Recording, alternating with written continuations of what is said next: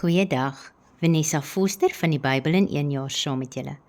Vandag lees ons saam uit Johannes 3, verse 22 tot 36. Soos wat ons by nou weet, is hierdie evangelie geskryf deur Johannes, 'n disipel van Jesus.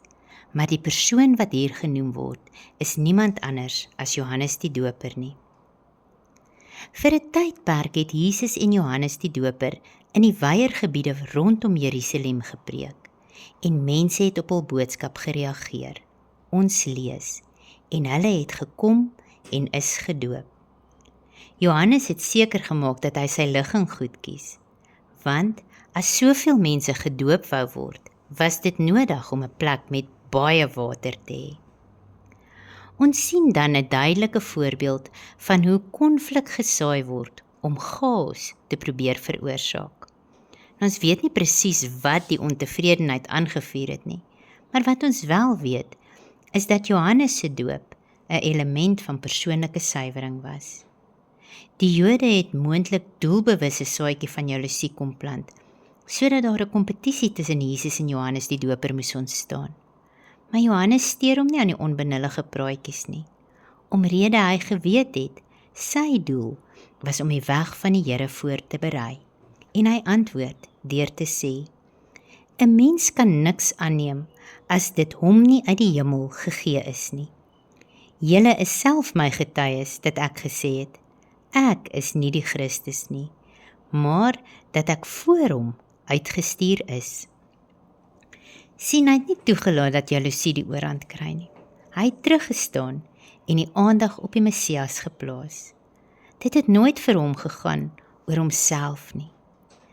As mense eerder by Jesus kon uitkom as by hom, het dit hom bly gemaak, want dit het gemeen dat hy sy teiken getref het. Hy verduidelik aan sy volgelinge dat hy soos die bestman op 'n troue is. Hy is nie die bruidegom nie, en die aandag moet nie op hom wees nie. Die bestman verbly hom oor die voorspoed en geluk van die bruidegom, en hy kyk uit dat die dinge in orde is. Hy raak nie jaloers op die bruidegom nie. Sien, Johannes die Doper het verstaan wat dit beteken het dat Jesus meer moes word en hy minder. Alhoewel hy soveel roem gehad het en groot skares wat hom gevolg het, was hy 'n voorbeeld van opregte nederigheid. Toe meer mense vir Jesus volg, het hy nie die handdoek ingegooi en gesê, ek gaan nou nie meer voortgaan nie.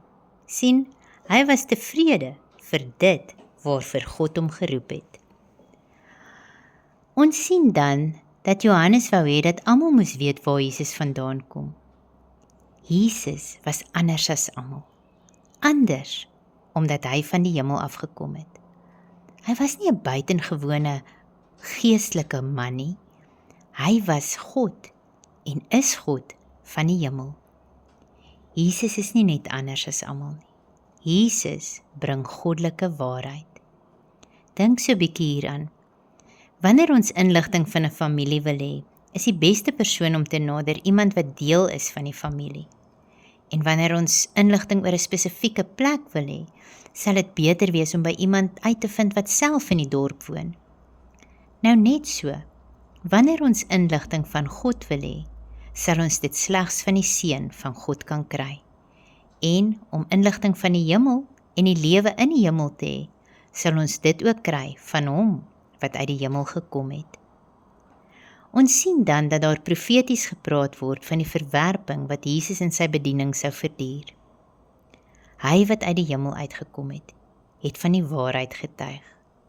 Maar daar was so min wat sy getuies ontvang het, dat Johannes sê, niemand neem sy getuienis aan nie.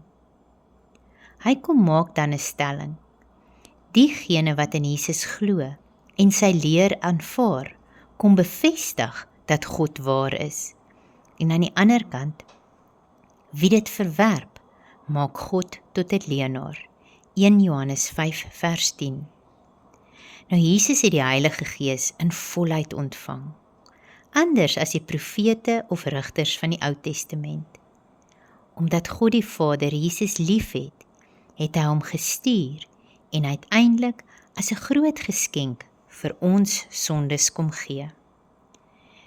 Johannes wys ook dat Jesus net soos God is nie, maar werklik God self. Een met die Vader en een met die Heilige Gees. Wie hom verwerp, verwerp God en ons bly onder God se toorn. Sien, ons moet besef dat Jesus se offer aan die kruis 'n enorme prys was en dat hy dit vir elkeen van ons kom betaal het. Mag jy 'n geseënde dag verder hê.